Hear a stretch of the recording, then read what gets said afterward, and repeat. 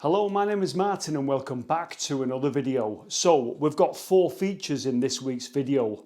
I spent my one day off this week trying to do a follow-up video to last week's Cheesden Brook Deeply Vale Lost Mills video. So I spent my one day off pursuing something and it didn't come up with the goods. So like I say, on this video, 4 features, okay? Feature number 1 was the attempted follow-up to last week's video. Take a look at this map. Right, so we're in the area of Deeply Dale Cheesden Brook and you'll see there is a little what looks like a railway. That is an old tramway. Now apparently in the area were lots of mills and also lots of coal mines, little collieries. They wouldn't have been big concerns, just little collieries, probably one shaft. So we've got the tramway, but you'll notice there it says viaduct. Right, so I'm looking at this and I'm thinking, oh wow, don't tell me there's a viaduct round there somewhere that I've missed. I looked at the area on today's Google Maps and this is it. So if you look at it here, the area of the viaduct is covered by that green area of trees. So my one day off this week, I need to go and see if that viaduct is there and see what's in that area. Tramway, this is fantastic. So me and a couple of mates went up there and we was on a bit of a wild goose chase really because this thing has long since gone. Anyway, we're going to clip back over to Deeply Vale and this is our attempt to find the tramway. But it's amazing to see how much has been lost considering there was a tramway there and a viaduct. And what on earth was that viaduct like? Anyway, let's go over. This would have been this week's video if it had come up with the goods. Let's take a look at this. So although this is, obviously we think is a man-made reservoir here, looking at that, looks suspiciously like a track bed, but we're not sure. That maybe had a bridge on to bridge that little valley there and then go upwards there, up into the hills. So at the minute we're just by the first reservoir, as I've shown you on the map. No evidence of any tracks or tramway, unfortunately. You just got to look for the clues really. But we're going to head towards the second reservoir and the wooded area to see if there's anything left. Now if it was wood, I would imagine the viaduct got sort of like sabotaged and took down because the wood would have been of value, but maybe even the same happened if it was stone. But we'll just see if there's any remains.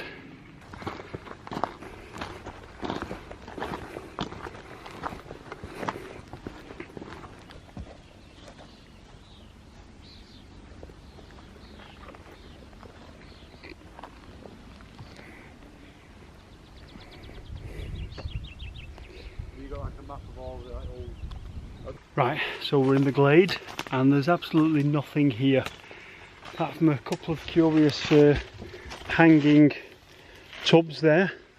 But look at this, a little tunnel here. Go and take a look at this. It's very rough, the ground here. Look at this. Another little stream. Let's go across here. And we have a little tunnel. And it stinks. Now what was that?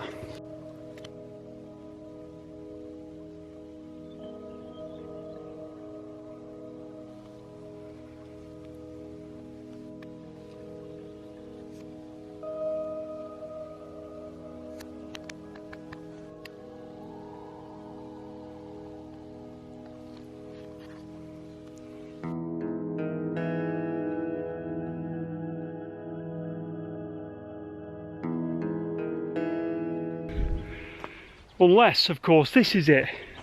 So you'll see there's a little hidden reservoir here, and this runs in front of it, and this could be the viaduct. Maybe it was just an earth viaduct built up. Very difficult to tell. And there's certainly a bit of a drop there. But might have said viaduct, but not the traditional sort of viaduct that we think of. There you go, such a shame. That would have been amazing. I wonder if it was a wooden viaduct. I wonder if if the stone got took away to be used on dry stone walls or something like that. Anyway, it's gone without a trace, so something else we've lost. So I decided to go out for a walk. Somebody tipped me off that the canal in my local area had been drained. And I was like, drained? Really? What's that all about? So I took a quick walk up the Rochdale Canal near me, and I found that the canal, as you can see here, has been completely drained. Now they're doing some, looks like they're doing some work, and that's why they've drained that section. And the towpath, as you can see, has been blocked off. So it sent me on a different route, a route I wouldn't normally take. And I found this lovely little double barrel culvert. Now, what is this culvert? Well, it's the River Irk going under the Lancashire and Yorkshire Railway. And it's just amazing, such a picturesque place that I never knew existed. That is just, to be honest with you, it's a bit of a gem of a find, because it's right in the middle of a built-up area, but it's just a tiny little green enclave, if you like. The other thing that gets me the most about this is that the Lancashire and Yorkshire Railway is up on a big bank up above the top, and I'm thinking, I bet that bank was artificially built, and how the effort was involved in building those banks for the railways, where they didn't build a viaduct and where they didn't build a bridge or anything. They had to build a long embankment and wheelbarrows and shovels, and they've just built it up, and then they've sent the River Irk underneath in that beautiful little culvert. But I just thought, my God, the work involved in doing that, because that embankment runs quite a long way. It's between the Mills Hill station and Castleton stations. Fantastic piece of work, and I love that little culvert. So I almost went through that culvert, but I only had a pair of trainers on, so I don't think I'd have got wet feet. There was a dry side, but even the dry side was wet. Now, someone has sent us a video. Chris from Hull has been out with his family, and he's made a video for us, and it's a disused railway line, which is what we love on this channel. So I'm going to hand you over now to Chris in Hull and his family, and they're going to follow the Hull to Barnsley railway line. So it looks fantastic. So over to Chris, and thanks for sending the video in, Chris. Hello, welcome to another video. We are not Martin Zero, as you've probably gathered, and we're not in Manchester today. We're at the other side of the country, just outside Hull, in a place called Willoughby. We're going to look at two things today. We're going to look at the Hull to Barnsley railway line, or at least parts of it, and we're also going to go and look at the Halton Price Priory. So my name's Chris, and I've got Thomas and Elizabeth. So we're starting here on Beverley Road in a place called Willoughby, and this area is known as Willoughby Square. And the Hull to Barnsley railway line came through this area, and there was the Willoughby and Canal station here. So I'm going to read a few notes from my paper here. So the Hull to Barnsley opened, and this station opened in 1885. And it closed to passengers in 1955 and closed completely in 1964. And across that road there, where we're just having a look now, used to be a girder bridge. And the track ran through those houses there and through to the station car park behind us.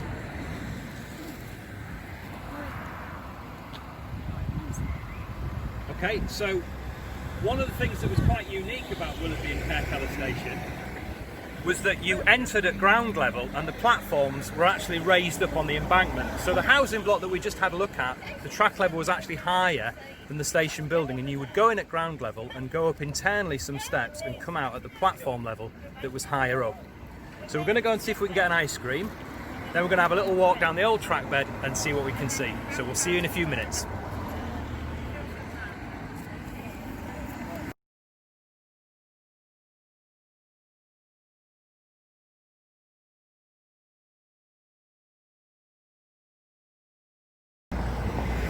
So we've moved slightly down the road a little bit. We were standing down the bottom there, past the bus shelter, and this is the line that the track used to take. So where that sheltered housing block is now is the embankment and where the station used to be, and you can see as the new bypass goes slightly up the hill there, that was the original line of the track. And then that follows round into the old part of Willoughby and Willoughby Square roundabout.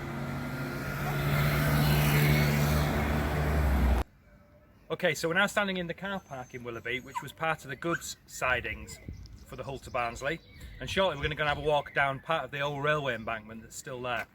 So you can see here that the goods sidings would have come down through here, and the lines would have then run up to those buildings ahead of us there, which was actually where the slightly higher platform was.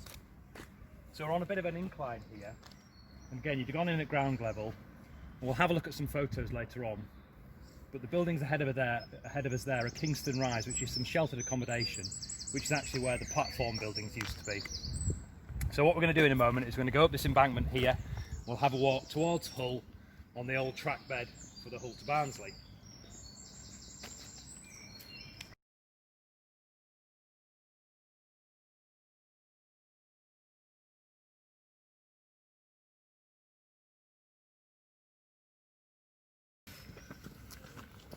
Hello, dog.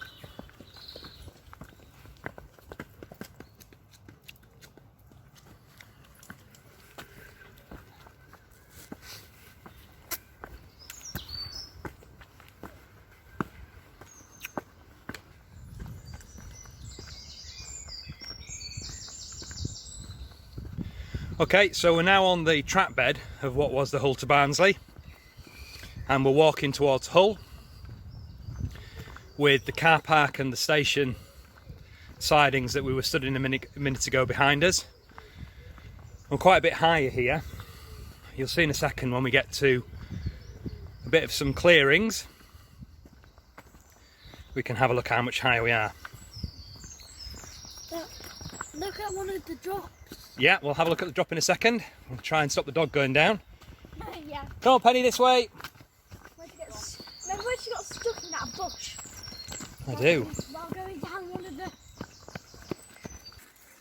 Hi.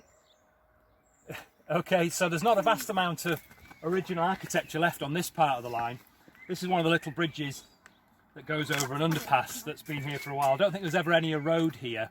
And certainly I've looked at old maps, there's no suggestion of roads or lanes, so I presume it was probably just a farm tunnel, or at least a tunnel for an old right of way, really. But we'll go down and have a look. It is quite good here because you can see just quite how much higher we are than the surrounding area. And where we stood in that car park before is practically ground level now, and again you used to be able to go into the original station at ground level and then climb up to the platform level, but you can see here that we're now quite a bit higher. I just wanted to say, it's sort of like being in the emergent layer in the rainforest, in the Amazon rainforest. Even though these are mostly oak trees and we don't have oak trees in the Amazon rainforest. Mostly. Sounds very good. And So it's very high. and it's very high. So we're going to go and try and climb down here now, and you can join us on the other side. Okay, let's go. How are we going to climb down here? I think we're going to go that way. This is steep. Easily climb down. I know I'm going to climb down. The dog is not going.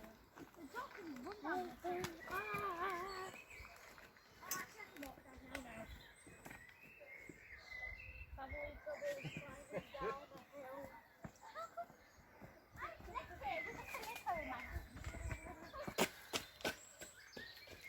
Okay, so we're now on the other side of that little tunnel that we were looking at from the top. It's not a vast amount of exciting stuff down here. It's a lovely little tunnel, and you know, if you think that this was built probably effectively as a little pedestrian walkway, the amount of trouble and detail that they've gone to in the brick arch just to build what is effectively a farm tunnel. Absolutely brilliant, really.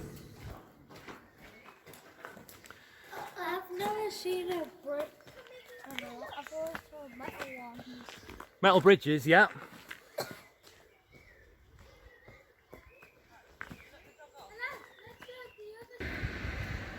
Alright, so we're now at the end of that embankment that we were walking on the top of, where we came down and had a look at that little cutting and the little tunnel through there. And these steps are really the end of the embankment here in Willoughby.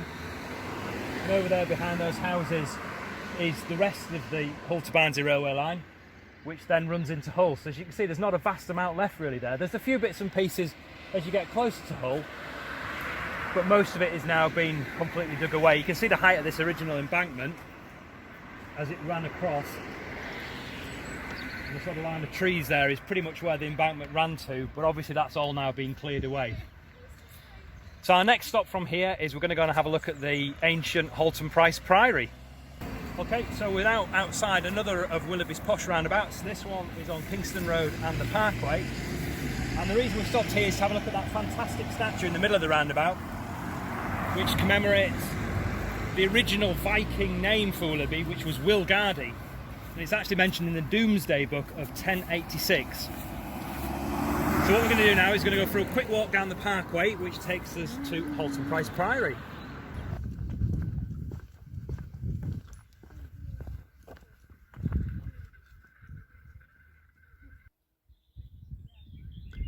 So we're now about a mile away from where we were at the end of the Halton Barnsley embankment in Willoughby.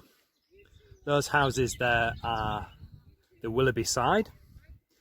Then we have this green belt in between Willoughby, Caerkeller and Cottingham over there in the distance. And that building in the centre with the grey palisade fence around is the farmhouse that was built on the site of Halton Price Priory. And that's where we're going to go next.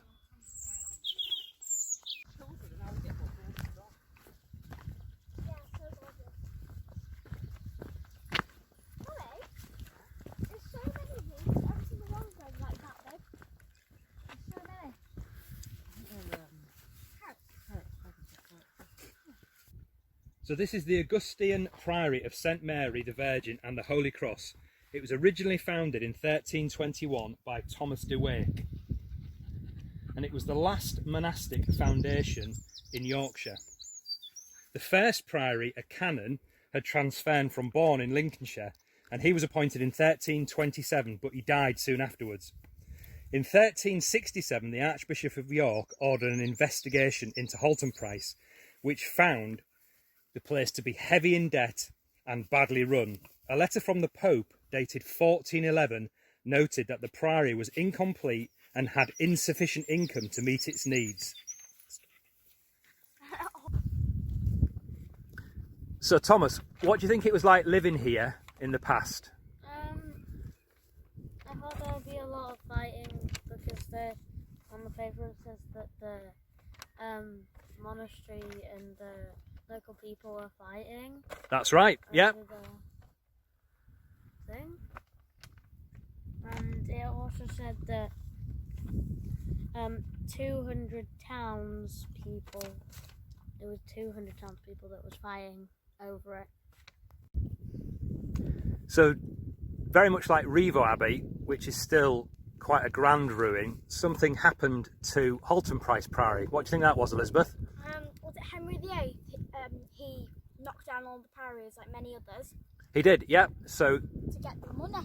he did. So Halton Price was destroyed by Henry VIII, and in the late 16th century, a lot of the stones that were originally part of the priory were used to build effectively what we see now, which was a farmhouse. And this ruin has still got some of the original monastery stones in it, and it's also a listed building, and clearly it's at risk.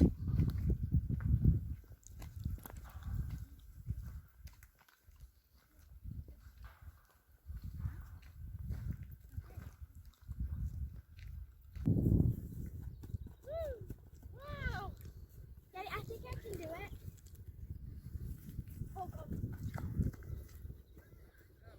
Steep. Is that filled with oil? Is that like water's effect, like flood effect? I think so. Yeah, look, there's a drain there. So we've come to the end of our very quick walk around Willoughby and Caerkeller, looking at a couple of the sites. We've seen the Halton Barnsley railway line, or at least little bits of it. We've had a very quick look at Halton Price Priory, or at least what's left of it, and we're almost home. So it's amazing how far we can get in an hour. Hopefully this lockdown will be over soon. And thanks for watching our little video.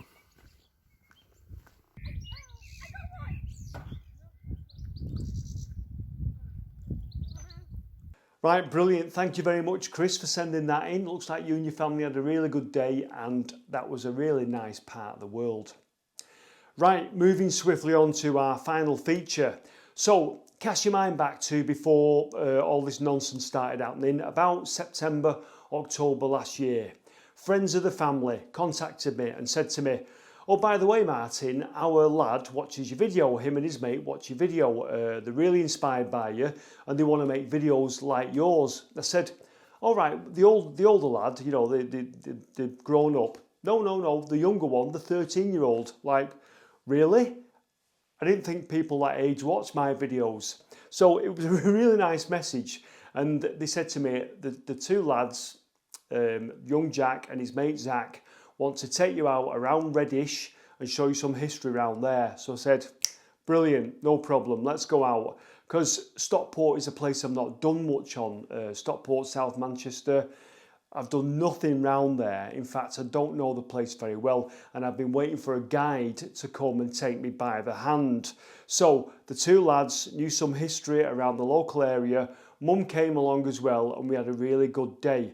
So we're going to flash back now to Reddish Country Park. This is Jack and Zach. They do a little spoof intro to one of my videos, and they show me some interesting features, or two interesting features around the Reddish Vale area. Let's take a look at this. Hello and welcome back to another video. No, hello and welcome back to another video. Give me that, what you're doing. So this is Zach and Jack, and they live in the Reddish area and they watch the videos, can you believe? I've got a young audience. I thought it was all, well, more mature audience.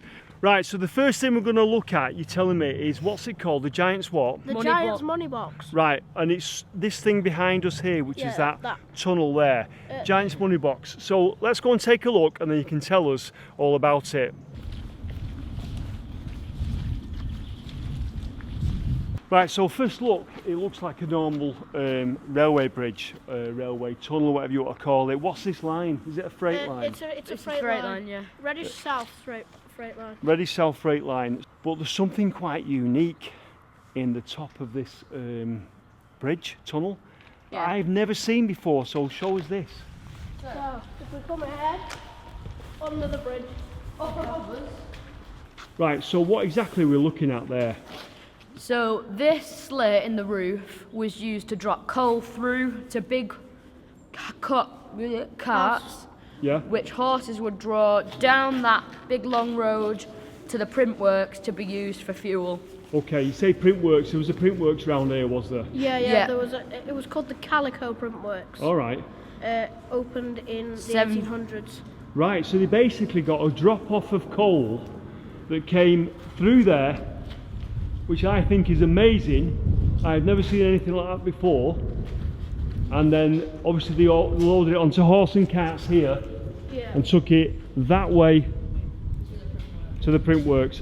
Right, so I just need to add something. So I was trying to read up on this Giant's money box and find out a little bit more about what it was. Was it really a coal chute where they drop coal through that slit? I've certainly never seen anything like that before. Now, I'm going to have to just throw a bit of a spanner in the works here, because I have read that the bridge was widened, and certainly when you look up you can see where the two sort of like slightly different levels in the arch butted up against each other. And I've read that what they did was they just left that slit in when they widened the bridge. So this story of coal being dropped through, I'm not sure. This is what I mean about local knowledge. Maybe someone would know whether it was the case or not. It seems an odd shape, that elongated slit. You'd have thought it would have been more of a round hole, really. So the guys are telling me it was where coal was dropped through. It could well have been the case, but I've read something that said it was just in the construction of the widening of the bridge. Certainly a wonderful story, the Giant's money box, and I'd love to think it was to do with coal being dropped through. Do you know any different? Let me know. So apparently we've just met a gentleman there who was telling us that it was always bad luck to walk through there. You had to run through. Now that kind of makes sense, doesn't it? Because if they were dropping coal from up above, run through it. Anyway, we cracked on with our explore around Reddish Vale. The River Tame runs through Reddish Vale, and it was in full flow. And we headed on down to a place called Strines weir. Now this could be a whole new video in itself, but we'll just have a quick snapshot of Strines weir. I'm trying to get my head around it, to be honest with you. But let's go down to Strines weir and take a look at this. So, this way you say? Yeah, that way. So this is the River Tame, looking quite swollen at the minute, to be honest with you. I won't fancy kayaking it or wading it. But this goes onwards and joins the River Goyt in Stockport and then forms the Mersey. Absolutely beautiful. Might have to revisit in summer or something like that. But I'm gasping for a brew. I don't know about you guys. I'm gasping for a brew. Well, that's lucky, Martin, because we brought you some. You've got tea. So what are these goggles you've got on? They're steampunk. They're just steampunk. Steampunk? Yeah, steampunk. That's got a TARDIS on. That's got tea on it. So steampunk, and you drink tea? Yeah. Are you sure you're from this century? No, not quite. No, not really. Anyway, I like the goggles, guys, but not being funny, not to outdo you or anything, but I've got the Event Horizon goggles that allow me to see clues from the past. Onwards and upwards. Sideways and backwards. That's all right, yeah. I'm sorry, it was just we had to do it, I'm sorry.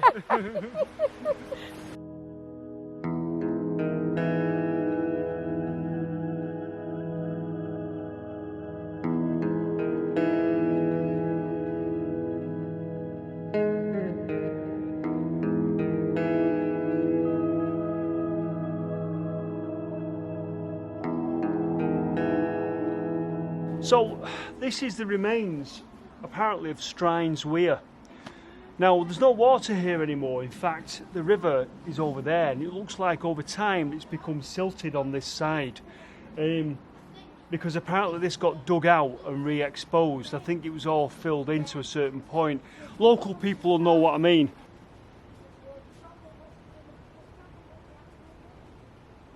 Let's just jump up here for you, if I can, and show you a little bit closer this weir.